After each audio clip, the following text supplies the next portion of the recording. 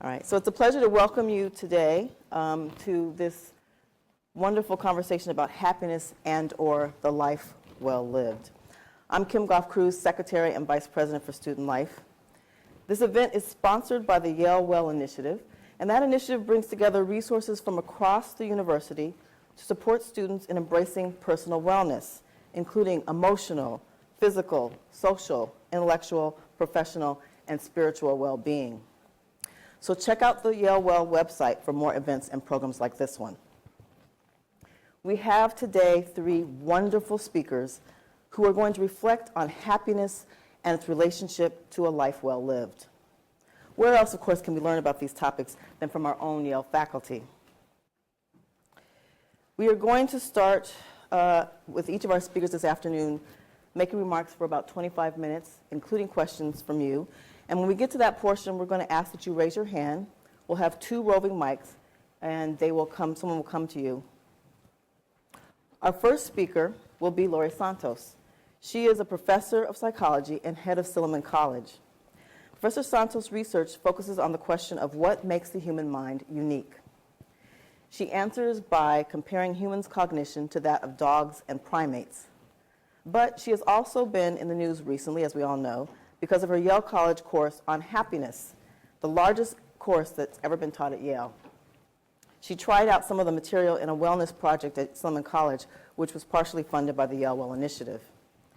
If you aren't one of her current students, a version of the course, now called The Science of Well-Being, is now available on Coursera, so check it out.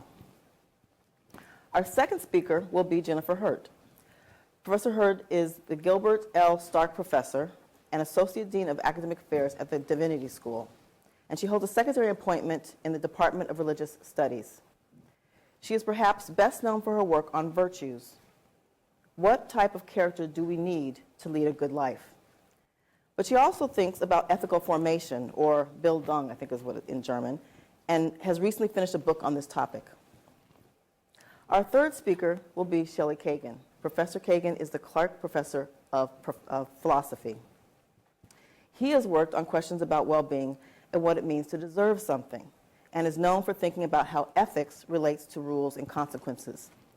He has a course online too, but this one is about death, a topic that we cannot avoid, however much we might want to.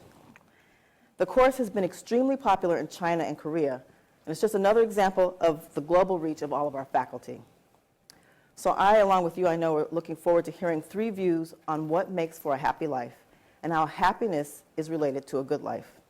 So please join me in welcoming our first speaker, Laurie Santos.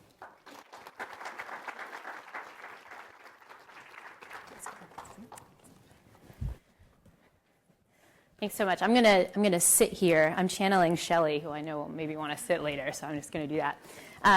But thanks so much to Kim for inviting me here to speak about this topic. I thought what I would do today is to tell you all a little bit about the story of this course that I'm teaching. I'm asked to speak about this course a lot these days, and so I thought it would be fun to sort of think about what the social sciences might say about happiness and the good life kind of through the lens of this course and why I wanted to teach it in the first place. So as Kim mentioned, I'm a professor of psychology. I do work with non-human animals, but I'm broadly interested in questions related to decision making, how we make decisions, how we allow situations to shape ourselves, and sort of how we can use like the science of psychology to initiate behavioral change. I actually did work on this with non-human primates, trying to look at what kinds of biases are built into our decision making and can we use situations to overcome those. And it was that kind of work wasn't the kind of work that actually launched my interest in starting this Psychology in the Good Life class. That class, oddly, even though it is a psychology class, came out of my other hat at Yale, which is being a professor and head of college. So I'm head of Silliman College, and I think most of you know what that means, but if you're in the professional schools and are less familiar with Yale's residential colleges, these are kind of like the Hogwarts version of smaller residential communities where students live with faculty, with their head of college and their dean. And as a head of college, you really get to see what student life is like up close and personal. And that was when I started to realize that undergrads weren't really as happy as we sometimes think, or kind of as flourishing as we sometimes think. I was just recently doing Google image searches for my class, and I Google image Yale college students. And if you do that, you get a whole set of images of like happy students working, or happy students studying in a courtyard, happy, happy, happy. But like if you look at the data, what you see is that just doesn't seem to be what's going on in college these days. Like the data are pretty striking. So a recent National College Health Survey, this is not actually that recent right now, it's from 2009 was the last one that we have available, suggests that like lots and lots of students are more unhappy than we think. So over 80% report being so overwhelmed all the time they don't have time to do the things that they want to do. Around 50% report being anxious. In the 30% range of students who report being so depressed it's difficult to function. Around 50% report being very lonely, and most of them report having at least an above average level of stress. Around 10% report having the maximum possible stress that they could imagine, right? And this was now almost a decade ago, and my guess is that those statistics have gotten worse over time.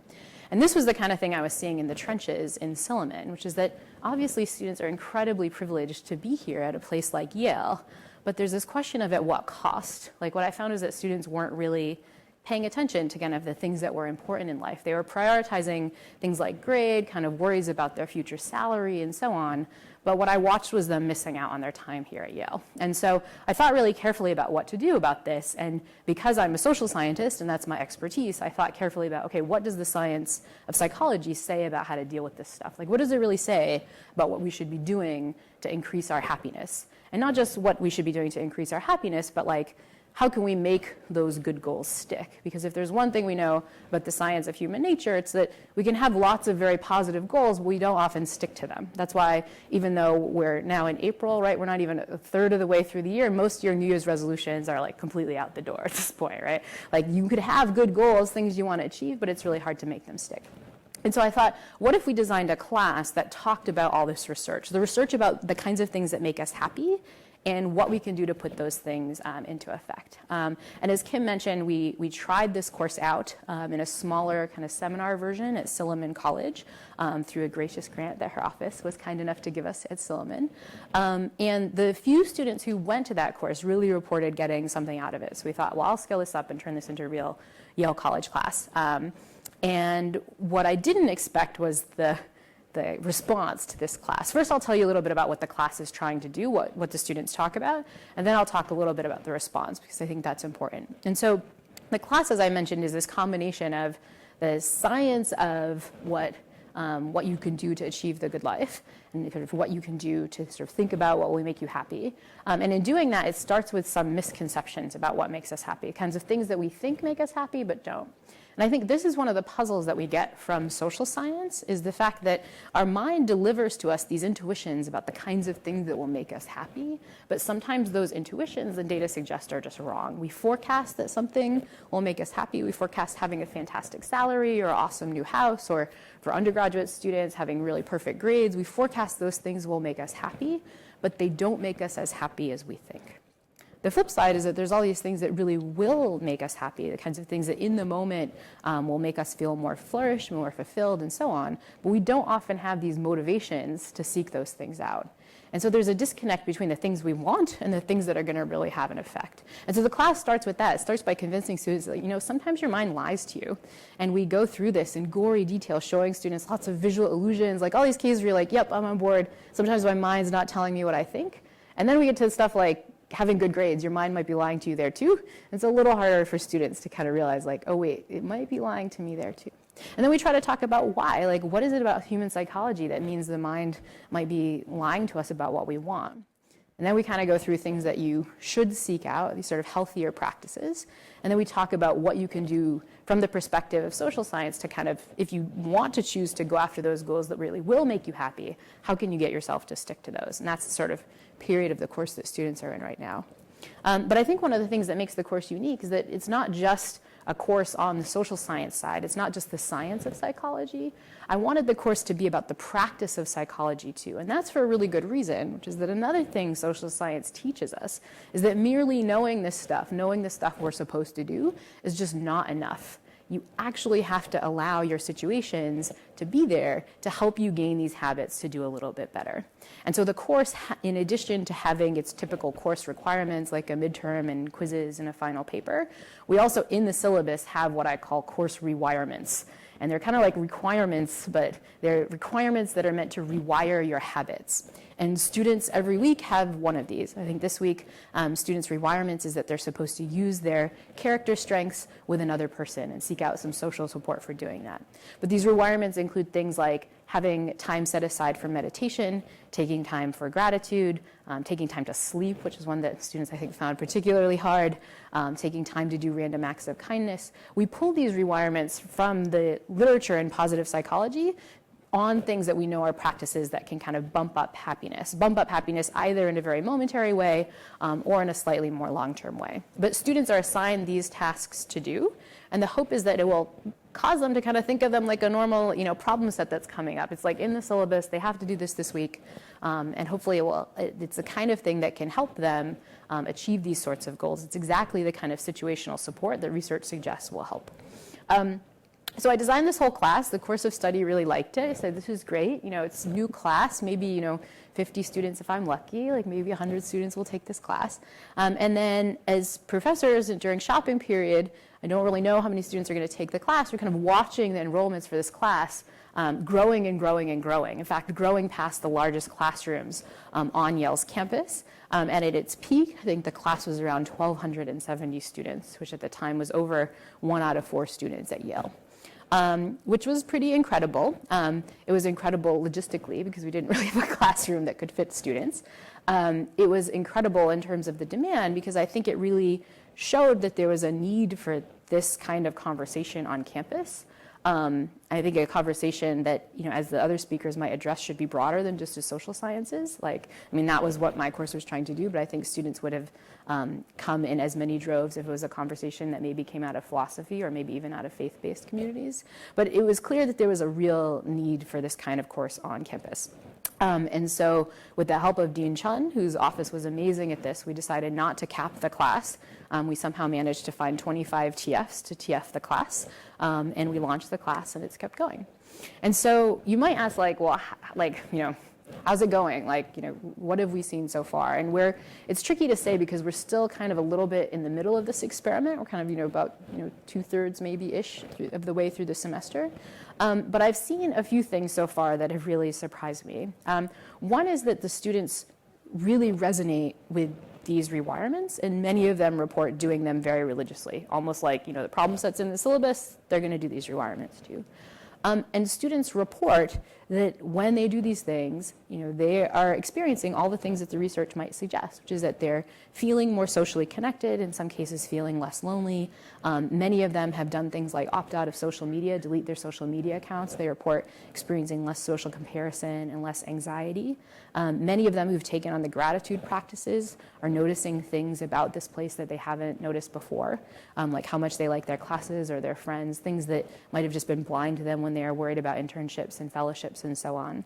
And it's allowed me to see, in some ways, how many students need these kinds of practices, how little self-care students were doing generally. So one of the things we did for the class, one of the practices we talk about in class is what's called time affluence, which is just simply having some extra time, some free time that is not scheduled, which is something that's very rare for Yale students.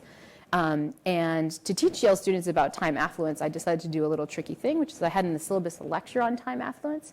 But when students came to that lecture, I actually canceled class that day. I said, your lecture on time affluence is now you have time affluence. Here's an hour. And the rule was just that you can't, don't go study for a midterm. Don't just do what you would normally do at that hour. Don't schedule it immediately. Just have free time and do something that would be a nice piece of self-care.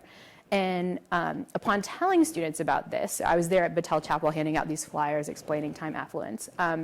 2 students spontaneously burst into tears when I told them this. This was around midterm time, so students were very kind of stressed. A couple, I think about 7 or 8 students hugged me, thank you, thank you so much. But many of the students wrote back to me and told me what they did. And they did things like take a walk with friends to East Rock Park, or go with their suite mates to the recording studio and just jam, or sit in the courtyard and have a bubble tea. It just happened to be a nice sunny day when students were there.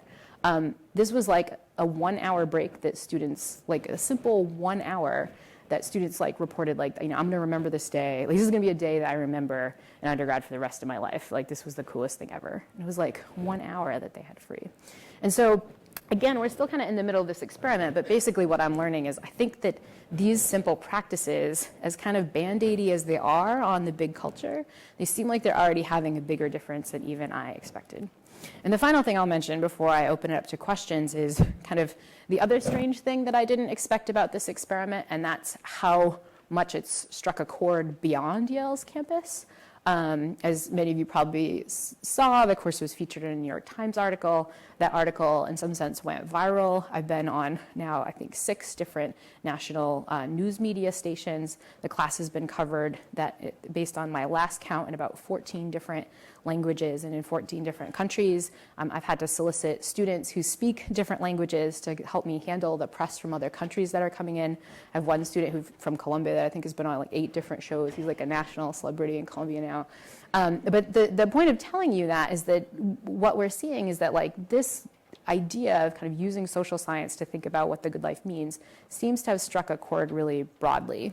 And it seems like it's the kind of thing that's not just needed at the college level, but maybe beyond. Like a number of the emails I'm getting aren't from other college professors about wanting to kind of come up with a similar course, but are from high school teachers and middle school teachers who are asking about developing this content more broadly. And so I think the course has been more popular than I expected. It's been more needed than I've expected. It's been more needed at more different levels than I expected. I think we'll continue to learn a lot by the end of the course. I'm really looking forward to the course evaluations and hearing what students have to say in a more formal way. But I think it showed that we need more of these kinds of conversations on campus, and at least one kind of prong of those conversations will involve really thinking deeply about what the social sciences have to say about what it means to live a good life. And with that, I want to open up for questions and make sure we have time for that. And I'm told, I think I was supposed to remind you to make sure you wait for the microphone to ask. One up there.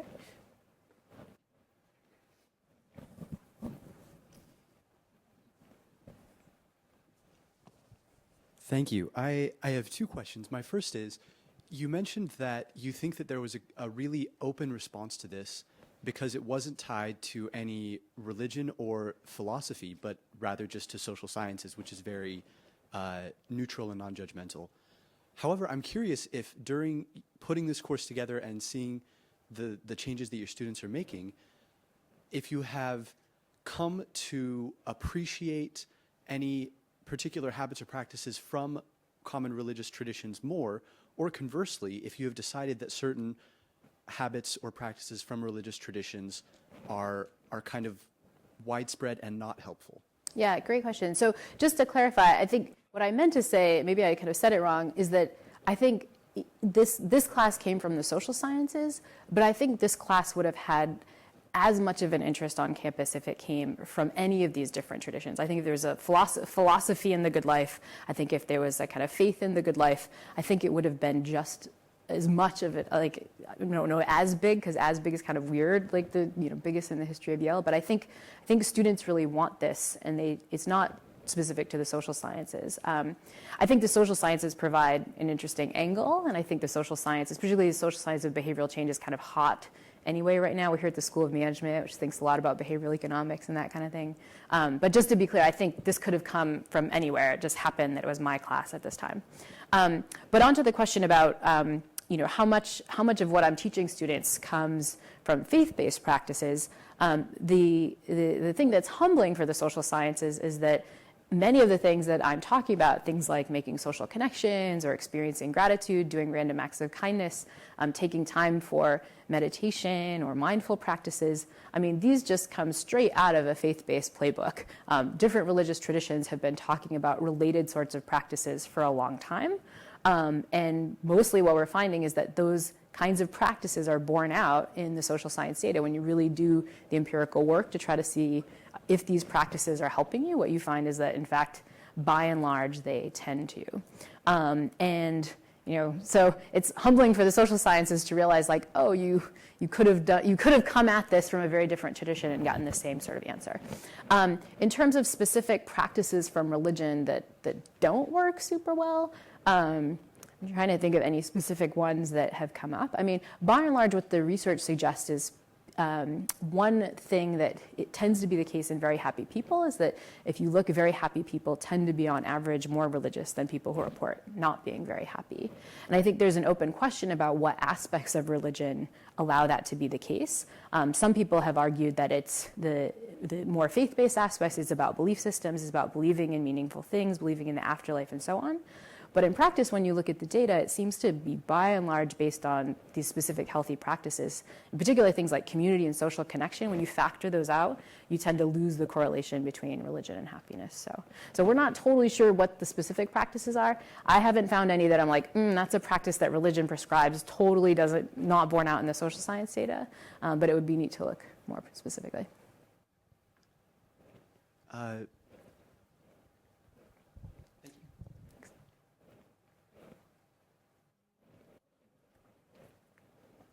Hi, I was just wondering, what is your working definition of happiness? Because there's always ups and downs. So when these students are kind of coming in, what are they supposed to be benchmarking towards? That sounds too businessy, but Yeah, no, totally. you get what I'm a social scientist. I'm all about business,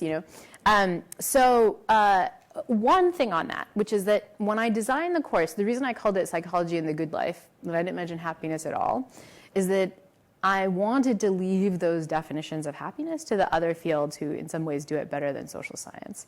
Like, the reason I called it the good life is I actually think that this is one of the things that we miswant, which is that we think we want happiness, by which I'll define something like, positive emotion all the time and increasing pleasure and kind of hedonism. I think that's what our mind seeks out. We want better and better stuff and bigger salaries and more positive experiences.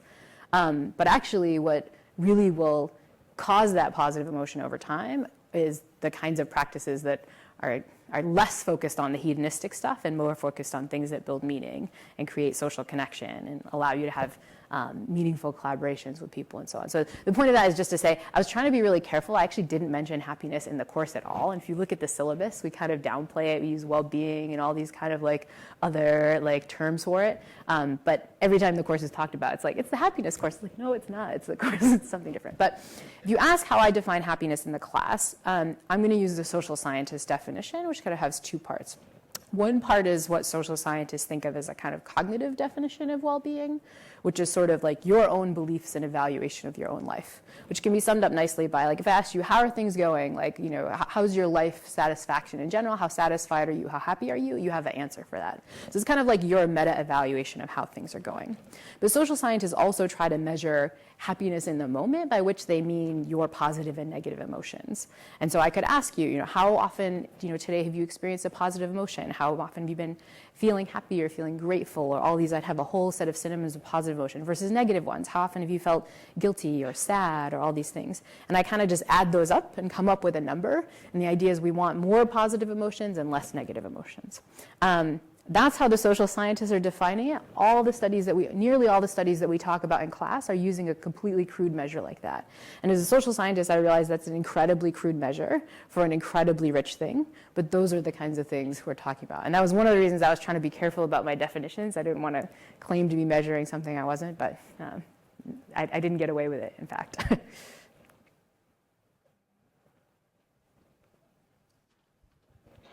Hi. So it seems like there's a lot of value placed on happiness, positive emotions.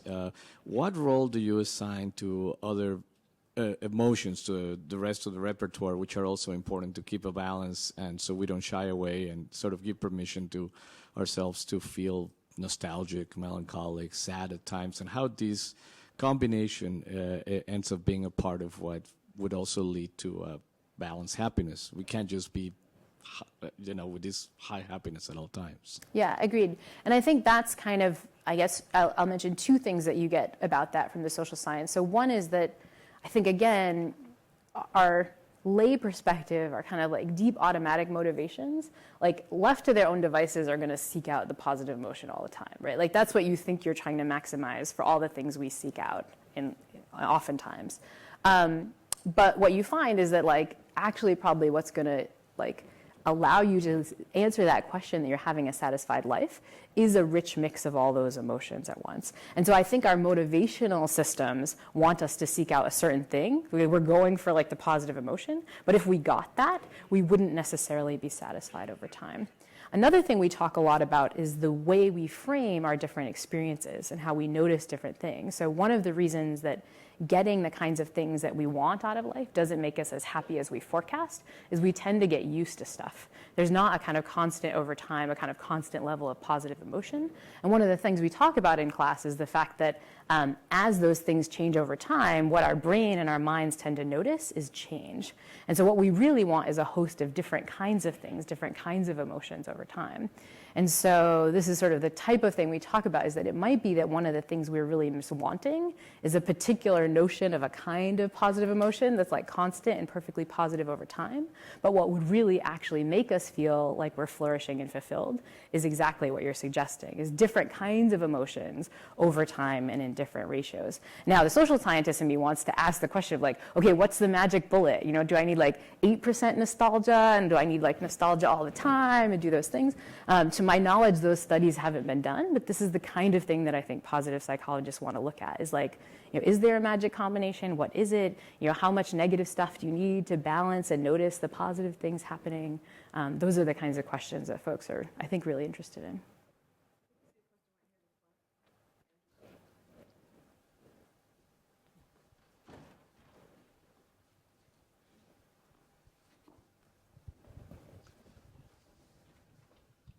So I understand the wonderful motivation. I'm thinking of the back end of data analysis. And you have so many students, but on the other hand, there's been this issue going back to the 70s we know of, and more recently with Joe Henrich and other people about that weird people, and that college undergrads don't necessarily generalize to everybody else. So I wonder if the Coursera course which is they're so good at collecting data, whether that, I know it's early, but whether maybe that looks like they're going to be able to provide cross-cultural data. Yeah, it's a great question. And so in teaching this course, one is humbled by, in some cases, how bad the data on this stuff really are. And one of the spots where I think the data in the social science just isn't complete is in the sense of having good cross-cultural samples for studying this stuff. Most of the positive psychology work is in general done with Western populations, often college-age populations. You want a richer sample, and you tend not to have that in exactly the data that you have. There might be the hope to do that on Coursera. Right now, we have about 25,000 people enrolled in the short version of the Coursera class. We're not explicitly taking lots and lots of different kinds of data, but we're doing a few kinds of analyses about whether or not people who do these practices more are doing changes in their happiness over time. And again, happiness here is defined as those two sort of measures I mentioned before, sort of people's reported life satisfaction, and if people kind of choose to opt in, some of their changes in these positive emotions over time. But yeah, no, I think that finding a way to get better cross-cultural samples is going to be really important. There's going to be enormous differences in the kinds of practices that work and that don't work, and it would be fantastic to have those data. I think we don't have those now, but it would be really important to get whatever methods we can to look at that more deeply. One final quick question. I can't help but feel a little frightened by the scale of some of the results you're getting in a certain way. When this class first was, I saw in the syllabus was being offered, I immediately thought, hasn't this question is so complicated of the good life, and it's been tackled by, from Aristotle's eudaimonia, G.E. Moore's some pluralism of the good, various thousands of years of people, thoughts, traditions have tackled this. Yeah, and have never come up with answers. There's endless ways this can be discussed. But you mentioned in your first response to the first question that you think if this class was called Faith in the Good Life or Philosophy in the Good Life, it would be just as popular. But it seems that the results show that people particularly like this brand of thinking about the good life because it's offering in the form of reduced scientific sort of authority in some ways, just common sense answers. So sleep is good for you. Well, yeah, I don't know. spending free time with friends is a good thing. Certain statistical measurements of happiness aren't as good as we think they are. And these are just basic things that anyone should know. You ask a little kid what they think of happiness, and they would say these things. And looking on your syllabus, the end paper, the Hack Yourself project the kids have to do, all of this sounds so somewhat cold and simplistic compared to the generations that have thought through these details in complex, book-length long arguments about how we perceive. I mean, do you at some point almost fear or are a little bit scared of the consequences of this for how students think about these complex that it's reductionism of some sort is now the only way that we can actually embrace happiness or even talk about it or think about it? Yeah, definitely don't fear it. I think that I agree with almost everything you said. I think it is the case that thinkers have been thinking about this stuff for forever, and these are rich and complicated issues that this course is not going to solve. And absolutely none of the papers I assign on positive psychology are nearly as well written as half of those thinkers that you quickly mentioned through. Like, I'd much rather students read Aristotle than some kooky paper on a gratitude journal. The flip side is I also see that college students are not sleeping enough, and that if they actually just slept 7 hours a night, which they're supposed to, it might mean that we would actually reduce the mental health crisis on campus. And so part of me is very utilitarian about this, where I'm I just want students to be doing these good practices that are going to make them healthier. And if that comes through the form of social science, then great. I actually do really believe that if a similar course was offered with the kind of practical implications that my class had, and maybe a little bit of the marketing flavor of psychology and good life, students would resonate it with as much. But my sense is this is the kind of thing that students were waiting for, and whatever package they got it in, they would go for it. Yes, I wish it was broader than my class. I don't know that content, so it's hard for me to teach it. But yeah, the flip side though is I think there is one thing that the social sciences can offer that I don't see as much coming from the philosophy side or the faith-based side, and that's the part of the course that nobody ever talks about, which is the whole second half of the course, which is on behavior change. This is a playbook from behavioral economics, social psychology, the ways that you think about just creating habits and using situations to your advantage, all this stuff on nudging your behavior. This is the kind of stuff that McKinsey and all these folks are putting into place, because we need ways when you have these goals to make yourself do this stuff. And nobody talks about that as a big part of the class, but I actually think that that's the key. I could talk till the cows come home about the importance of meditation and gratitude journaling, but unless you restructure your habits and your situations, it's going to be hard for students to do it. And really the best set of research, the best kind of way I know to put that stuff into place is to know the empirical research about how you can kind of hack your habits and your situation, and to kind of just get students to do that. So I agree this might not be the best way or the nicest way or the most eloquent way to get students to learn this. I kind of just don't care. I just kind of want them to do it.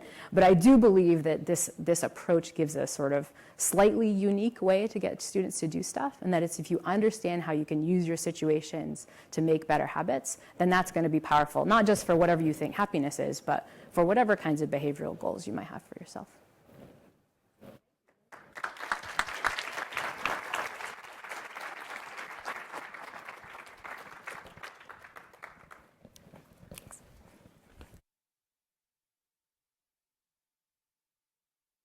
And if you're lucky, Professor Kagan will sit on the podium. I'm really delighted to be here to be part of this event, and very glad that Yale is sponsoring these wellness initiatives.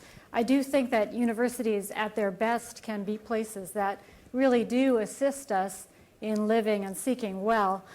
To that end, I'm going to argue today that there are three basic problems with the pursuit of happiness. And in some sense, this elaborates on some things that Laurie Santos was touching on in the Q&A. The first is that very different things make different people happy, or make the same person happy at different times. The second is that the meaning of happiness is itself variable and contested. And the third is that the pursuit of happiness is governed by an inverse logic such that its pursuit is self-defeating. These three problems are intertwined, and so I want to say a little bit more about each one. Together, I think they point us away from the pursuit of happiness and toward the quest to live life well. First then, and most briefly, different things make different people happy, or make the same person happy at different times. Skiing may make you happy, it terrifies me. Curling up by the fire with a good book makes me happy, and it may bore you. Happiness as subjective well-being is subjective. Some find happiness in a fancy meal or a fast car. Others find happiness tending lepers in Calcutta. And as tastes and attitudes change over time, so does what makes a person happy. When I was very young, being called a little lady made me very happy. Now it would make me bristle. And I'm afraid that birthday cake with lots of gooey icing on top doesn't make me happy now either.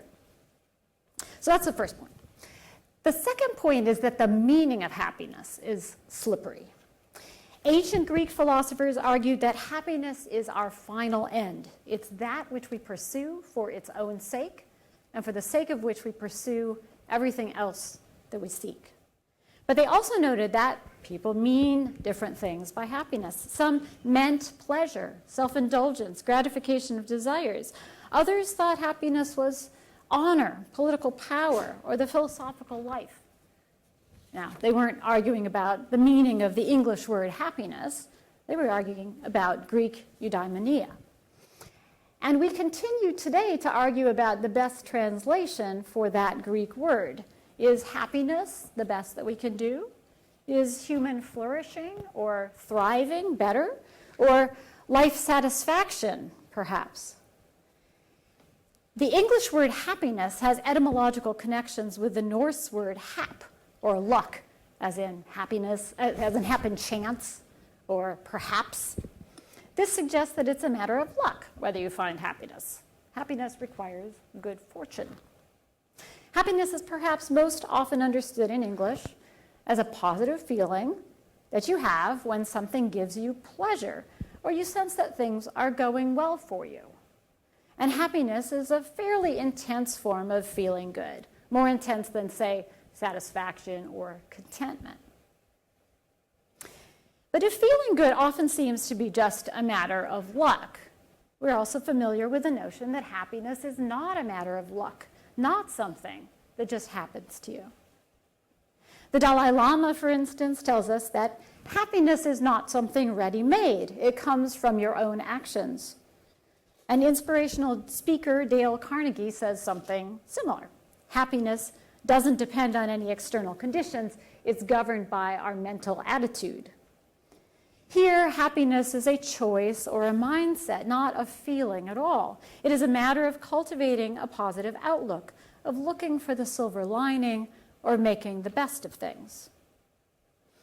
What's interesting about happiness is that we often find ourselves arguing over what constitutes true happiness, real happiness, in a way that we don't argue about what is true pleasure, or true elation, or true contentment.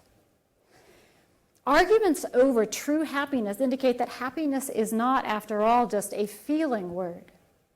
Our disagreements over what makes for true happiness are not disagreements over what will most universally or most reliably or sustainably give rise to this positive feeling. They're disagreements over whether our energies are meaningfully devoted to the pursuit of this positive feeling of well-being. And that brings us to the third problem with the pursuit of happiness, that it is self-defeating. We might think that however variable the sources of positive affect or subjective well-being, I might at least be able to determine what sorts of things most reliably bring me happiness, or most reliably bring lots of people happiness, and devote myself to them. And of course, to some extent, we do this when it comes to the pursuit of feeling good. We surround ourselves with the sorts of music, food, people we enjoy. The problem is that the pursuit of this sort of feeling good is not ultimately satisfying. It leaves us with a meaning deficit, a big gaping hole of meaning, as we survey our endless round of activity and wonder what it all adds up to, what it is all for. And so we find our concern shifting from the pursuit of what psychologists have started to call hedonic well-being, subjective well-being, feeling good, to what they are calling eudaimonic well-being, a sense of purpose, and higher order meaning. And lots of useful studies have been done on what sorts of things give rise to eudaimonic well-being. Involvement in challenging and meaningful activities, social connection, a sense of personal growth and competence. I'm as fascinated with the results of these studies as anyone else. The temptation, though, is to take these studies as providing a recipe or a roadmap to true happiness, something that will enable us to pursue eudaimonic happiness just as we pursue hedonic happiness. If I know that people who serve others, attend worship, exercise regularly, and have a dog are happier, reporting higher levels of satisfaction with their lives and a deeper sense of meaning and connection, then I'll do those things. But here's where we run up against the inverse logic of eudaimonic happiness. Once we stop to think about it, this inverse logic is familiar to us from popular proverb and ancient religious teaching alike. It is more blessed to give than to receive. Love is nothing till you give it away. The one who seeks her life will lose it, and the one who loses her life will find it. There's a temptation here, having recognized this inverse logic, to try to employ it in a self-serving way, with one's own happiness as end goal. But many of these things will slip through your grasp if they're pursued for instrumental reasons, as means to the end of one's own happiness. Take friendship. Friendship cultivated just for the sake of improving one's own well-being isn't really friendship.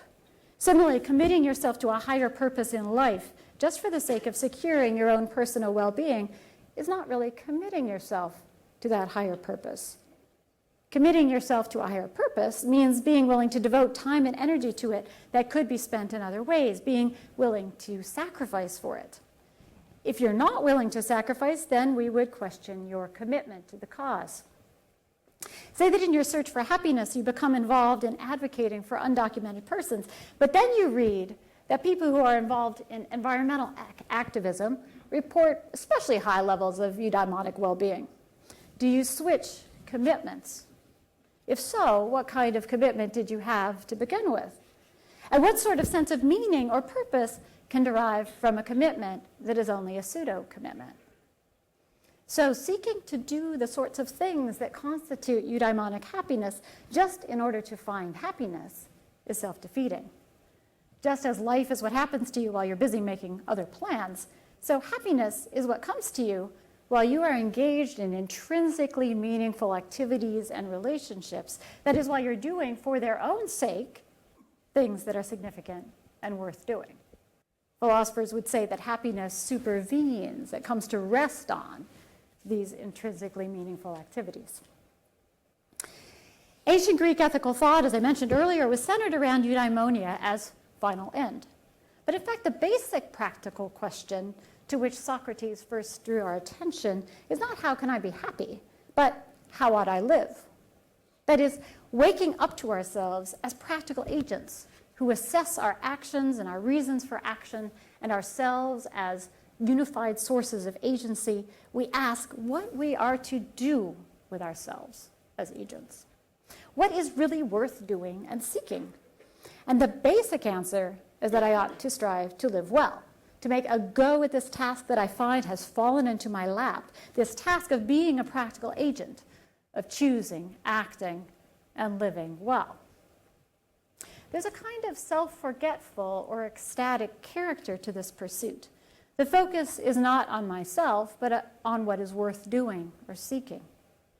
Plato understood this in terms of the vision of the form of the good. Religious thinkers understand it in terms of the love of God and of the love of everything else, of one's fellow human beings and all of creation, in relation to God. Life is envisioned as a quest for that which is genuinely worthy of devotion, worth spending oneself for. And I think there's immense wisdom here, wisdom that we're in danger of losing touch with in our society today. So seeking to live well in order to find happiness is putting the cart before the horse. Rather, we discover that the only kind of happiness worth having is found in living well. Is this then just a bait and switch? Our ordinary happiness, feeling good, hedonic well-being, utterly other than living well, living a life truly worth living? Does taking up the task of living well mean renouncing the pursuit of happiness? Yes and no. And this takes us back to the observation with which I began, that different things make different people happy, or make the same person happy at different points in their lives. Seeking to live life well does mean renouncing your own happiness, your own life satisfaction as a final end in itself, as a goal worth allowing to govern and structure your pursuits. But it does not mean a life of stern duty and self-denial, a life of squelching your desires and your passions. For as you take up the task of living well, seeking to engage in pursuits that are truly worthwhile, your desires are transformed. You become incapable of enjoying some of the things that you once enjoyed, and those things and experiences can no longer make you happy. Meanwhile, you come to enjoy new things. You feel good when you come home exhausted after a day spent tutoring or working for a political campaign, even one that seems doomed. And you feel bad after binge watching Judge Judy. Now, maybe you might still enjoy an episode of Judge Judy after the day of exhaustion. You become finally, if all goes well, capable only of enjoying living well.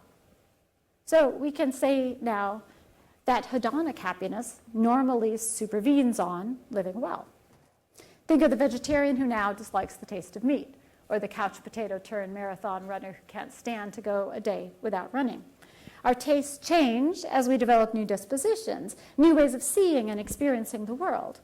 Importantly, this means that examining your present tastes, what makes you feel good now, does not go very far in helping you to figure out how to live well, since many of your tastes are malleable and are transformed through the process of living. Not only this, but your perception of what is truly good and worthy of devotion is also transformed in the process of this pursuit. Living well involves acquiring virtues of character, dispositions that align what feels good with what is good. For this reason, Aristotle, the Stoics, and the Christian thinkers who inherited Greek thought held that eudaimonia was impossible for one who lacked the virtues. Sometimes we are not happy because something in us is out of joint. Sometimes we are not happy because something in the world is out of joint. Living well requires being able to distinguish when to focus on changing ourselves and when to focus on changing the world. The end is one that we can't really grasp at the outset and wouldn't recognize or see as desirable when we set out on the journey. For we ourselves need to be transformed in order to be able to appreciate it. The best we can do is to try to learn from those we admire, those who seem to be a step or two further along the journey. The quest for a life worth living, then, is one in which we are constantly in a process of transforming and deepening, as is our grasp of the end that we seek. It's a task for a lifetime. You've made a good start if you've seen that a life devoted to the pursuit of happiness isn't the life worth living. Thanks.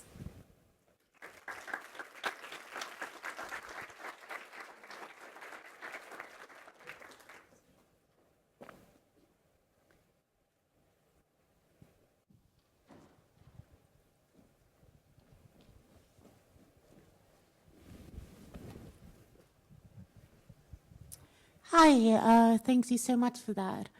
I was wondering, in hearing you contrast eudaimonia with hedonic satisfaction, if you had any thoughts on Morten Seligman's 2011 modification to his previous authentic happiness, very sort of eudaimonia-based approach to positive psychology, where he adds as an independently and separable pursuit, objective accomplishment as separate from meaning. If you maybe had any thoughts on whether that was a departure from what makes sense in terms of the good life, or if that's something that is distinguishable or wrapped into it, or what you thought about that. Oh, thank you. Yeah. So Martin Seligman is the person who really launched positive psychology. And there has been an important shift that he's made, essentially from hedonic happiness to eudaimonic happiness. So he's less concerned now with promoting subjective well-being, sort of sense of feeling good, those feelings, and more concerned with promoting the sense of life satisfaction, the more global sense of meaning. And I think there's a lot of really good things going on in that. The essential point that I'm trying to make is that it still is putting the cart before the horse. It still is saying that our end is, my end is my well-being, however defined. And I'm going to find the means to it. I'm going to find the instruments that lead to that. And I think it's really the other way around, that one finds what is genuinely meaningful, what is really true and good and beautiful, and you devote yourself to those things. And yes, you do have a sense of a meaningful life. If you set out in pursuit of a meaningful life, you're pursuing something that's going to kind of slip through your fingers.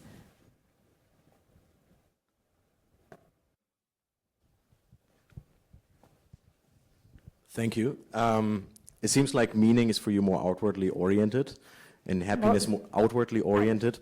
Happiness something inwardly oriented, kind of like egotistical in a certain sense. And I'm wondering, to what degree, where would you anchor the outwardly orientedness towards? Like transformation, transcendence can go in the good way and in the bad way, as we know. There are goals greater than yourself that give you great meaning, but that are incredibly destructive. So how do you justify the anchor toward which we should outwardly orient ourselves to? Is that for you a kind of like intuitive sense? Is it for you a faith-based sense, a scientifically sense? How do you ground that external thing that we should move towards? Well, first, one word about the internal versus external. So it depends a little bit about what you mean by that. So contemplation or meditation, you could think that's very inward, but it could be a component, a constitutive element in the life worth living. So I'm not really doing an inward-outward contrast, perhaps in quite that way. But to your question, how do you actually find the meaningful life? I'm not going to give you an answer on a silver platter, but as I say, that's the pursuit of a lifetime. I think part of what's very attractive to us in the new movement of positive psychology and these studies is we are in a generation where we no longer look as trustingly to our elders and to our inherited traditions for guidance in finding what is true, good, and beautiful, and finding what is genuinely meaningful and worthy of our devotion. And science seems much more trustworthy to us, and so we look in that direction. I think there are wonderful things that we can learn.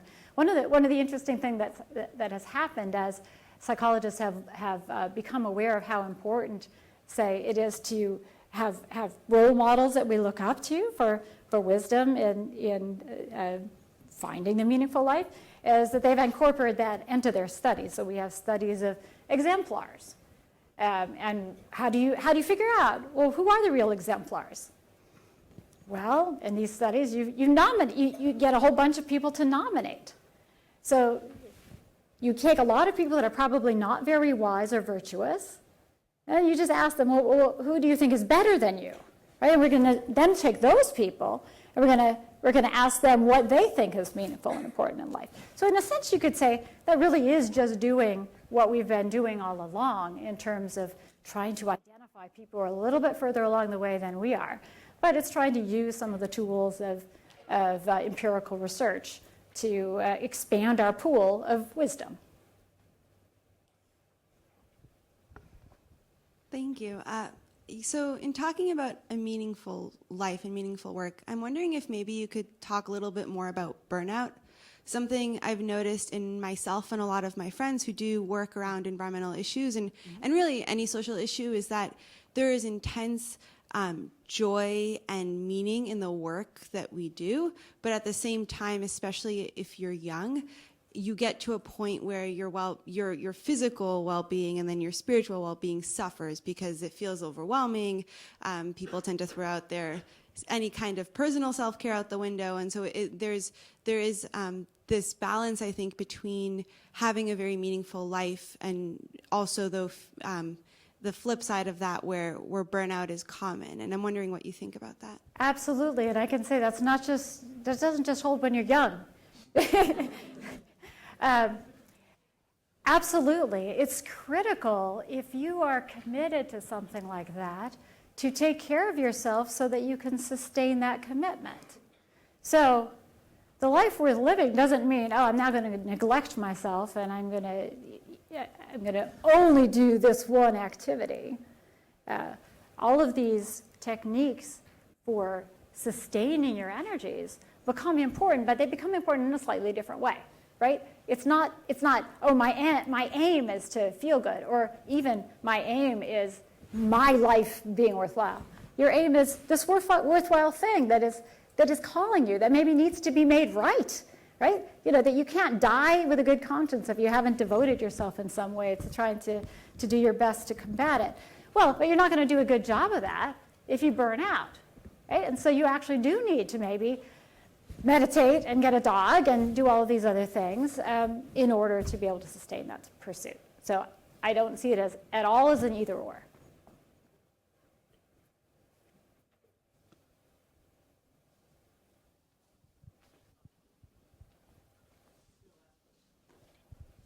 Thank you. So I was just wondering whether self-deception would create any problems for your account or not so much. So I was just thinking of an example, say, in, say, Finland, teaching is a prestigious and well-paid profession, and perhaps coincidentally, that's a passion for many people. And I'm from New Zealand, where teaching is not such a well-paid or prestigious profession, and they can't get enough teachers, so there, perhaps coincidentally, it's not so many people's passion. So could it be that in some sense there could be some self-deception about the true aims of, say, becoming a teacher? Absolutely. So I certainly want to underscore that this pursuit is a pursuit of a lifetime, in part because we need to be changed, in part because the world needs to be changed, and in part because we may not know what needs to be changed, right? And so we are engaged in something that calls on all of our energies to be aware of the possibility that not only we ourselves, but our whole environment is warped in ways that is concealing what's genuinely worthwhile. Do I have a perfect fix to that? No. I think I'm absolutely fascinated with the ways in which we're learning about some cognitive biases that are, apparently universally human. We can certainly benefit from knowing that sort of thing, as well as from studying history, as well as studying literature to gain more insight into our shared faults and foibles. Thank you.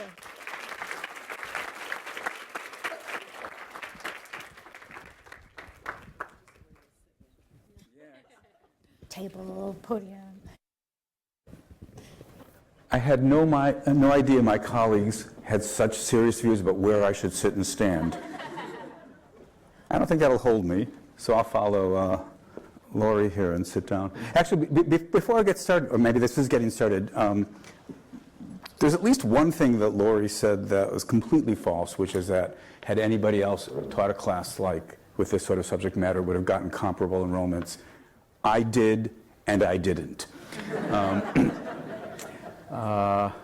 Now, part of the explanation of that, I think she suggested as well, which is that there's a practical aspect of her class, as I understand it, which certainly when I teach at least topics in the same neighborhood, believe me, isn't there. And the same thing's going to be true in terms of what same thing's going to be. Oh, well, in that case, let's turn the lights off. Same thing's going to be true in terms of what I say today. Although I hope to raise some questions from a slightly different angle than the first two people who spoke.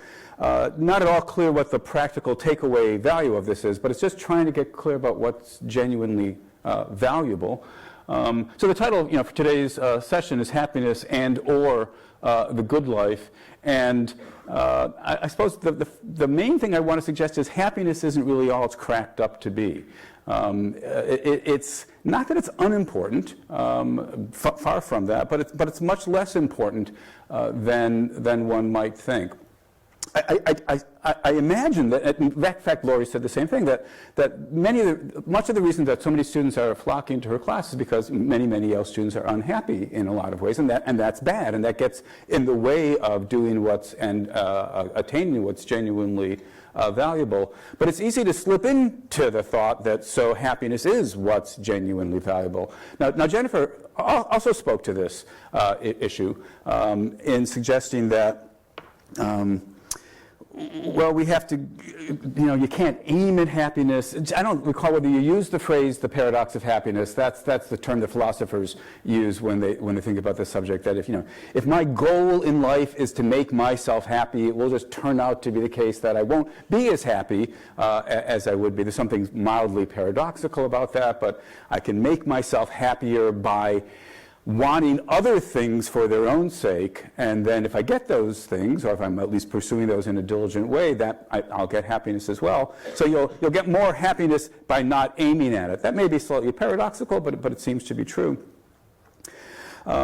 Still, there was a lot of suggestion, again, especially in Lori's, if you think about, what's Lori's class doing? It's teaching you techniques to get the right kinds of feeling tones. The right feelings. And then again, Jennifer distinguishes between how am I feeling right now? I think that was hedonic well-being. And then there's, what kind of feelings of overall satisfaction with the meaningfulness of my life? I think that was supposed to be eudaimonic well-being. But it's all feelings, right? It's all having certain thoughts or being in the right kinds of mental states. And as I say, those are important, but they're not, I think, the bottom line. Now, again, it may be that was part of what Jennifer was suggesting, because she was saying, really, you ought to be aiming at the meaningful life. And so maybe my resistance to what Jennifer was saying was, I like the conclusion, but not the argument. Because insofar as the argument for that is pointing to the paradox of hedonism, you could imagine, in other words, the thought that if you aim at happiness, you won't achieve it. So, in order to achieve happiness, you have to aim at something else. And furthermore, you can't just aim at those other things as a way of getting happiness, because then you won't have the right attitudes and commitment to those other things, and you won't really become happy. Hence the name, the paradox of happiness. Still, somebody who is a hedonist, who does think it's all about having the right kind of feeling tones, could completely agree with that and say, so I will bring up my children, let's say, so as to care about other things, because I know that that's the only way for them to get the happiness, which is what's really valuable for its own sake, right? It's a pity that we can't keep that thought in mind. That's this bizarre fact about human psychology, but that's still the ultimate truth about what's valuable. It's getting these positive feelings, whether about my life right now, or about my life as a whole, about the meaningfulness of my life. The deepest, most rewarding, most desirable feelings are these mental states in which I think my life has been a meaningful one, what have you. So I don't think that argument actually undercuts the thought that happiness is really what it's all about.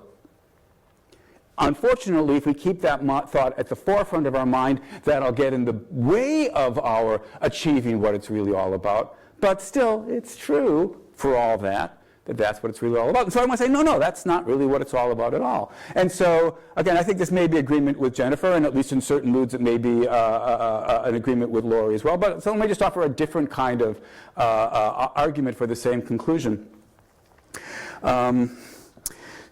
There's a science fiction version of this argument. I often give the science fiction version. For those of you who are aficionados, this is the Experience Machine. Maybe I'll say something about that later. But instead, let me give you at least a mildly more realistic version, though still fanciful.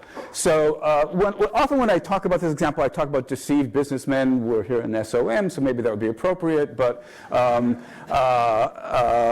since we're not all, I presume, at the business school, let's just talk about the deceived academic.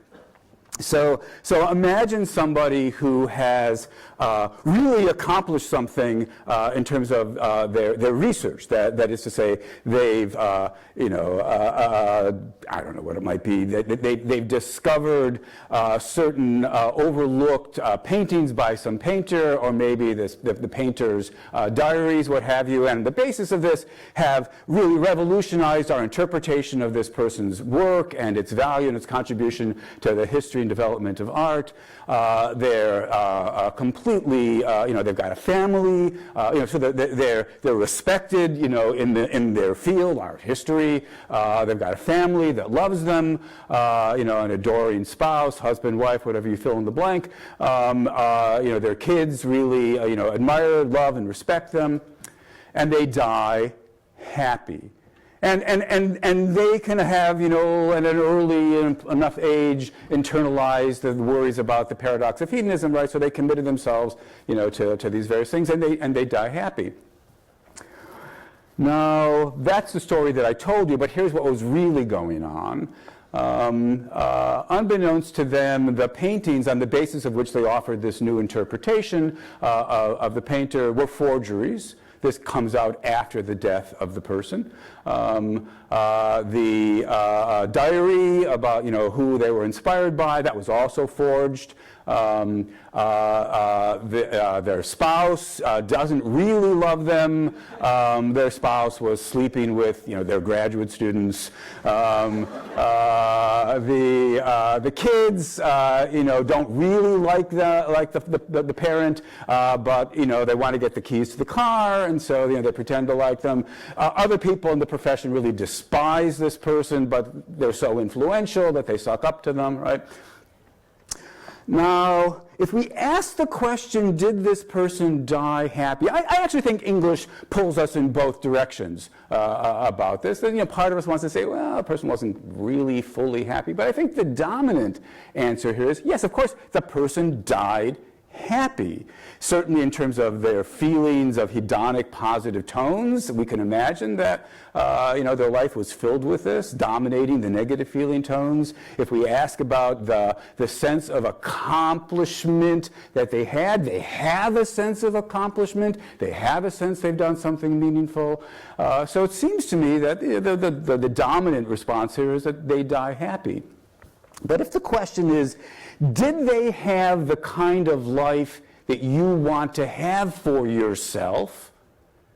Well, actually, in a second, I'm going to ask for a show of hands, on that one. But, you might wonder, is that the kind of ideal? Now, of course, I don't care at all about art history, so that wouldn't be the life that I hope no art historians are bothered by my saying that. That wouldn't be the ideal life for me. But fill in your own blank of what the accomplishments were that they've devoted their life to. So don't get hung up on is this particular details what we're looking for, but tell some comparable story about whatever it is you're, so for those people who are in the business school here, you think you've set up some incredibly successful business, but in fact, it goes bankrupt 6 months after because your partner, who's the one been sleeping with your wife, has been also cooking the books, So tell some story of utter deception. But from the inside, it's perfect. It's impeccable. You've got all the positive feelings, all the positive thoughts. And so the question we want to ask is, so is that a picture of a successful human life? Is that a picture of, now you might worry, in a second I'll have for the vote, but you might worry, well, what if you find out that your spouse is cheating on you, or what if the fact that, the results from the carbon dating on the painting, come through too soon, and so, we could go that way, but let's just not. Let's just stipulate that they never find out. And so again, the question is that a picture of an ideal, of a good life? That the kind of life you'd want for yourself or the kind of life you'd want for your children? Okay, so show of hands. Who thinks that is a picture of an ideal, great, human life? Okay, I got to cover up the light so I can actually see. Okay, who thinks that, no, that's missing something really, really important? Hands up. Okay. All right. Great. So this is. I've been asking questions like this of my students my whole career, and this is pretty typical. For those of you who didn't look around, I'd guess something like 20% of you said, "Yeah, sign me up. This is great." Or maybe it was as much as 25% of you. But the majority of you, the vast majority of you, maybe 75, maybe 80%, thought, this really isn't everything. Now, of course, it's not that it's worthless. This person is, I presume, happiness. They're happy. They've got happiness. But what I think we discover by thinking about cases like that is, happiness isn't all it's cracked up to. It's not really the bottom line. This person wanted accomplishment. They thought they had accomplishment, but they hadn't really accomplished anything significant. This person wanted love and respect. They thought they had love and respect, but in fact, they didn't. This person wanted knowledge about their field and about their own success with regard to that field, but they didn't really have knowledge. What we learn from, I think, thought experiments like this is that what's genuinely bottom line most valuable isn't happiness, it's these other things. And, so Jennifer was suggesting that sometimes gaining these other things will bring happiness in its wake, and that's true, it might. But then again, it might not.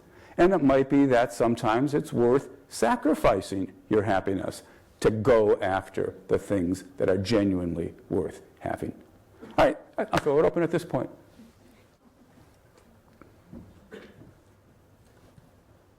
Hi, thank you. Could you speak to the relationship between the ethical life and the good life? Yeah. So Joshua asks, I didn't say anything about ethics, and in fact, very little about ethics appeared. I mean, the phrase, the good life, I think, is somewhat ambiguous. Sometimes when we talk that way, or a life worth living, we mean taking into account everything that one needs to be taken into account. How should you live your life? And given the fact that I'm not the only person in the world, you're not the only person in the world, there are moral demands on us. And certainly if we mean this super broad, inclusive notion of what's worth doing with one's life, then I absolutely, of course, think that being moral is an important part of that. I mean, I specialize in moral philosophy. Most of what I teach is on different aspects of what does morality require of us. On the other hand, notice the following thing. What most of us agree, maybe not everybody, what most of us agree is that in certain circumstances, morality will demand that you make a sacrifice of some sort for others. And, we could argue about what kind of sacrifices, what limits might there be to that. But notice that when we do that, in order to make sense of that description, we have to have the thought that although you were living the moral life, you were yourself giving up what's of value to you yourself. You are sacrificing some of your well-being for the sake, perhaps, of promoting the well-being of others. And maybe that's the right thing to do. Maybe morality really does demand that. But to make sense of that claim, we have to have a notion of what were you giving up that was genuinely valuable. And that's the notion of the good life that, at least for today's discussion, I think we've been focusing on. That is, what are the ingredients of a life that is valuable for the person whose life it is? Now, even having said that, that's a bit too crude, because one might then fold that back in and say, if you yourself are not living a moral life, then one of the ingredients of the genuinely worthwhile life for your own sake is missing. So I listed achievement, and I listed knowledge, and I listed love and friendship and meaningful relations. But I would make the claim as well that being a virtuous individual is itself good for you, such that your life is going less well in terms of what you got out of it if you're not virtuous. But that's a longer argument for another day.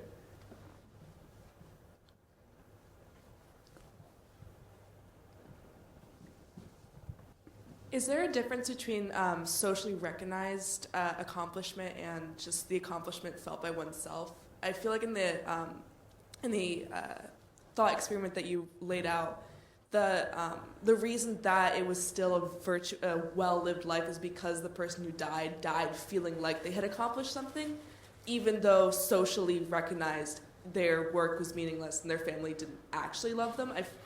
Does there need to be some aspect of like social recognition for life to be well lived? Good. So when you said the reason you thought in the story about the deceived academic why their life was well lived, I take it you mean the reason you voted that way? Is that the way? Yeah. So because of course I wouldn't vote that way. I would vote that their life was not well lived, that their life had been in many of the most important aspects a failure. Now, that's not to say that their life was 100% a failure. I don't think happiness is not worth anything. If we were to make a list of all the things worth wanting out of life, well, I've given you accomplishment, and I've given you knowledge, and I've given you meaningful relationships, and I threw in virtue in response to Joshua's question, and now I would want to throw in as well, happiness in these feeling tone senses that we've been talking about. Or pleasure, broadly construed, that's a constituent as well. But let's go back to the one you were particularly focused on achievement. So what I guess if we had more time, and in the class, where I was mentioned in the introduction that I teach a class on death. This other class is a class called life. So for many, many years, I knew I wanted to teach a class called life. I didn't know why I would put in it, but how could I resist, right? So one of the weeks in that class, we talk about the nature of accomplishment and what makes an accomplishment genuinely worth having, a valuable accomplishment, as opposed to, you accomplished something in some sense of the word. And so you're suggesting that, maybe your own sense of accomplishment may be relevant, or at least you're having done something that you value. But it's certainly not just a question of what does society think. I mean, when I told the story, it wasn't supposed to be that society falsely came to believe the paintings were forgeries. And so they no longer thought the person had accomplished anything. If you told the story that way, I would think maybe the person really did accomplish something, it just hasn't been recognized. The good that I would want to list would be genuine accomplishment. And that would involve, it's an interesting philosophical question. What is it to actually have a genuine accomplishment? I don't quite think it's a matter of, do you believe you did it? Nor is I think it a matter of, do others believe you did it? Nor is it a matter of, did you at least get what you wanted, whether or not you realized you got what you wanted? I think we need to fill in that what you were aiming for genuinely was worth aiming for. And so I would myself move away from thinking too heavily about individuals' takes on whether you've accomplished anything to whether you've actually accomplished anything. I don't control the mic, so I don't know who's got, Could you speak a little bit more about the time discrepancy problem in that thought experiment you just went over? It seems to be that the person at least believes that they had genuine accomplishment when they were when they were alive. And then following that, when they're dead, none of these things really matter anymore because they're dead, so that can't affect them when it's revealed that nothing they did was actually good. Good. Yeah, great. So one point is, of course, it's not crucial to the story, as the way I did tell the story, where it turned out after they're dead that these were forgeries. But it could be that the forgeries were known to be forgeries by the forger, if they were contemporary forgeries, during the person's life. So the issue is not really, I think, a matter of timing, although that brings out a certain implication of the kind of account of well-being that I'm drawn to. Which is that well-being's not really primarily a function of whether you realize you're well off or not. I mean, in the ideal circumstances, you not only have accomplishment and loving relations and knowledge and virtue, but you realize it. And then a la Jennifer's earlier, and no doubt Lori's earlier thoughts, that would in fact increase your pleasure. You take pleasure in the realization that you have these things. But of course, it could also be the case that and that was the point of the deceived business person or the deceived academic, that you thought you had these things and in fact you don't. The crucial point is not whether the the evidence for your lacking them comes out later or early or never comes out at all. The crucial question, or the crucial point is, did you really have these valuable things, or did you merely labor under the illusion that you had these things? What this means is, well-being is not something about which we are infallible detectors in terms of our own well-being. You may think you are really, really well off, and you just might not be. And that's precisely where I think, it's really visible, the wedge between welfare on the one hand and happiness on the other. It's much harder to tell a story where you think you are feeling content with your life, but you're not really feeling. We've got to go Freudian now, start distinguishing what your conscious thoughts versus your unconscious thoughts. I'm not saying such stories can't be told, but to be really simple-minded about it, can you be feeling pleasure and not realizing you're feeling pleasure? That's a harder story to tell. But I think that just goes to show there's a lot more to well-being than happiness. You really can be mistaken about whether your life is going well or not. And indeed, even though this will strike some people as bizarre or paradoxical or just show why this kind of view is unacceptable, it could turn out that how well your life went, how well off you were while you were alive isn't settled until things after your life come to pass. The success of your life partly depends on what happens after your life. And so to the extent that success is a crucial ingredient in success of the right sort in having the best kind of life, your level of welfare can be hostage to what happens after your death. You've had your hand up a couple of times, but the people with the microphones never see you. So now I've brought you to their attention. And we'll make this the final question. Okay. All right, thank you. When you brought up did you really have happiness or a meaningful life, or were you did you labor under the illusion that you did? My question is exactly to that point about deception and about delusion. So I want to ask you about the role of delusion in a good life, because in your scenario, delusion is bad. And I think there's the assumption that once you become aware of your own delusion, that you'll abandon it. But I don't think this is necessarily so, and I think this also gets to what you're talking about as the genuine. So who here is the arbiter of the genuine, and can't you also occupy your own delusion in a genuine way? Wow. Okay, so obviously I'll do complete justice to that in about a minute and a half, right? So if the question is, could certain delusions be useful? Sure. I take it this is just the sort of thing that the psychologists who I don't read, tell us about, right? So on the causal question, could certain false beliefs be useful? Yes. What I was suggesting was that, on my list of things was knowledge. I haven't spoken much about that, but I think knowledge, and in particular self-knowledge, is one of the intrinsic goods of the best kind of life. And if you are deluded, like my deluded academic, that lack of knowledge about their place in their community, their success, whatever, that in and of itself means the quality of their life, their level of well-being is lower by virtue of that very fact. It's not that it leads to it being lower, it's not because if they never find out, it may not lower their level of happiness or whatever it might be. It's that being ignorant is bad for you in and of itself. And the flip side is knowing is good for you in and of itself. Aristotle talks about how people desire to know. This is one of the essential goods of humankind, that we can possess knowledge of the universe and our place in it. And if you don't have that, your life to that extent is the worst. So when people say, again, these are kind of the happiness buff, and the 20% of you who thought that the deceived academic had a great life, that what you don't know can't hurt you, right? If it doesn't come back and impinge on your mental state, so you find out about it, then it can't really be bad for you. It's only bad insofar as you find out, insofar as it affects your mental states. And the moral that I hope, at least the majority of you come to see by thinking about the deceived academic is, that's not right. What you don't know can hurt you.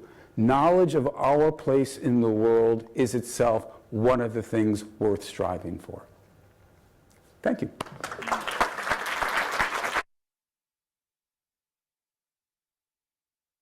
So I want to thank you, thank all three of you for a really wonderful set of remarks. Part of why we do this is because we want to be able to have our faculty and even speakers from off campus come and talk to us about the various nature of well-being, and certainly talking about happiness and or the good life and different constructions of how that works for us is something that we want to talk about today. So thank you for the wisdom that you provided.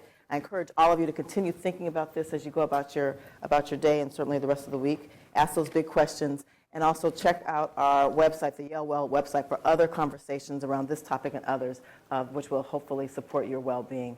Thank you very much and have a good night.